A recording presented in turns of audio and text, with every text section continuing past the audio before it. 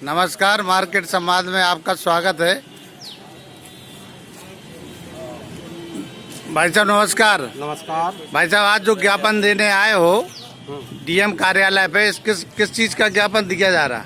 ऐसा है, आज बहुजन समाज पार्टी के तत्वाधान में हमारी राष्ट्रीय अध्यक्ष बहन कुमारी मायावती के द्वारा जो आज पूरे प्रदेश में धरना प्रदर्शन चल रहा है, उसी तत्वाधान में आज हम लोग बहुजन समाज पार्टी के लोग यहाँ डीएम साहब को एक ज्ञापन देने आए हैं। आज जो देश की और प्रदेश की ज्वलंत समस्याएं हैं, आज लोगों को रोजगार नहीं मिल रहा, युवा बेरोजगार हैं, किसानों को उनके फसल का पैसा नहीं मिल रहा, किसानों का बीमा की किस्त तो किसान के अकाउंट से काट ली जाती और जब उसकी फसल चौपट हो जाती है और उसकी जब बीमा का पैसा आता है तो बैंक वाले और लेखपाल ये कह के उनको भगा देते हैं कि आपका अकाउंट नंबर नहीं मिल रहा, आपका जो आधार कार्ड है वो नहीं मिल रहा। तो हमारा कहना ये है कि आज ये सारी समस्याएं कि जब आधार कार्ड नहीं मिल रहा है, अकाउंट नंबर नहीं मिल रहा है, तो हमारे अकाउंट से बीमा की किस्त काट ली जाती और जब पैसा आता है तो वो हमें नहीं मिलता है। आज बेरोजगार हैं लोग कि आज बिजली के इतने बेतहाशा रेट बढ़ गए हैं और यहाँ आयोग ने भी कहा है कि इन मीटरों को चेंज करो, इन पे सुनवाई होना चाहिए और जिन किसानों से, जिन गरीबों से जो पैसा लिया गया उनका पैसा वापस होना चाहिए। लेकिन ये बहरी गूंगी सरकार, इनके दबाव में कोई नहीं सुन रहा। केंद्र में आपने देखा कि सदन चल रहा, आज तक इतिहास में जब से देश आज़ाद हुआ शून्यकाल और प्रश्न काल जब नहीं चलेगा तो सदन चलने का मतलब क्या है? तो बिना सुने बिना बताए हर बिल पास किया जा रहा दादागिरी से। और आज ये है कि जो आज किसानों, जो गरीब बाहर से आए थे कोरोना काल में, उन्होंने ये कहा था कि मनरेगा के तहत आपको रोजगार दिया जाएगा, आपके गांव में रोजगार दिया जाएगा, लेकिन ऐसा नहीं हुआ। आज फिर वो मजदूर अपने उन्हीं शहरों के लिए पलायन कर रहे हैं और जिन लोगों ने मनरेगा में काम किया है उनका करोड़ों रुपया आज भी बकाया है। जिन लोगों से जो एक कागज के समूह बनाकर, महिलाओं के समूह बनाकर काम कराया गया, सिलाई कढ़ाई का, उनके तक पैसे नहीं दिए जा रहे।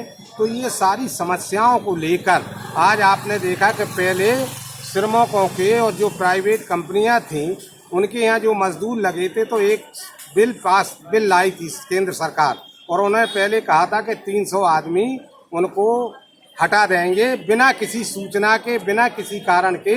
फिर 100 आ गया था। अभी फिर कल वो बिल पास कर दिया और फिर ये कह दिया गया कि उसमें 300 आदमियों को हटा दिया जाएगा। तो आज रोजगार तो सरकार दे नहीं रही, मजदूरों को काम दे नहीं रही और हटाने की तो आज ये स्थिति है कि पूरे देश में और प्रदेश में केवल जो इस देश के 331 आदमी हैं, केवल उनकी तरफ ध्यान दिया जा रहा। हर चीज को जो आज हम लोग बीएसपी जो लड़ाई लड़ रही है आज और लड़ती आ रही कि 200 साल पहले हम लोग गुलामी में जीते थे, बैकवर्ड दलित और जो भी गरीब तबका था वो गुलामी में जीते थे। जैसे तैसे हमारे महापुरुषों ने उसको पटरी पे लाए और जो सरकारी मशीनरी थी, जो सरकारी विभाग थे, उसके नौकर भी हम थे, मालिक भी हम थे और उससे लोगों को रोजगार मिलता था। आज धीरे धीरे केंद्र सरकार ने जो बिल लाई है किसान के हित में, क्या वो हित में है? आप समर्थन करते हैं? बिल्कुल हित में नहीं है। दोहरी राजनीति। आपकी पार्टी समर्थन करती है? बिल्कुल नहीं करती हमारी पार्टी। बिल्कुल किसानों के हित में नहीं है। किसानों को, क्योंकि जो व्यापारी किसान के घर पर जाता है, उनसे सामान ले लेता है, उनसे फसल का पैसा ले लेता है और चेक दे आता और चेक देने के बाद व्यापारी किसान ढूंढता फिरता उस व्यापारी को, वो नहीं मिलता। दोहरी नीति। जबकि जीएसटी, जब रोजगार मिल नहीं रहा, छात्र परेशान है, तो आपकी पार्टी छात्रों के लिए भी तो मांग सड़क पर नहीं आ रही है? नहीं, तो आज हम लोग इसीलिए आए हैं और आगे अगर फिर नहीं सुनी गई तो फिर पार्टी फिर अपने राष्ट्रीय नेता के नेतृत्व पर फिर आएगी सड़कों पर और फिर इन लोगों से मांग करेगी। आज इसीलिए हम लोग मिल रहे हैं। आज हम पूर्व प्रत्याशी विधानसभा झांसी के आदरणीय सीताराम जी कुशवाहा से आपकी चर्चा करा रहे थे मार्केट संवाद में। आइए हम थोड़ी सी बात पूर्व मंत्री रतनलाल जी से बात करते हैं। नमस्कार भाई साहब। नमस्कार भैया। क्या कहना चाहते हैं आप बिल के बारे में? मैं आपके मार्केट संवाद के सभी प्रतिनिधियों का हृदय से धन्यवाद करता हूं। दोस्तों, हमने जो आज ज्ञापन दिया है बहन मायावती जी के निर्देश के मुताबिक, वो ये ज्ञापन दिया है कि सरकार जो पेपरों में कह रही है, मीडिया में कह रही है, और जो आपका आप पार्टी ने जो बिल आया है केंद्र सरकार से, आपकी पार्टी समर्थन करती है या विरोध करती है? उसका विरोध करती है। ठीक है भाई साहब, नमस्कार। आप क्या कहना चाहते हैं? राज योगेंद्र राणू के पूर्व बसपा नेता।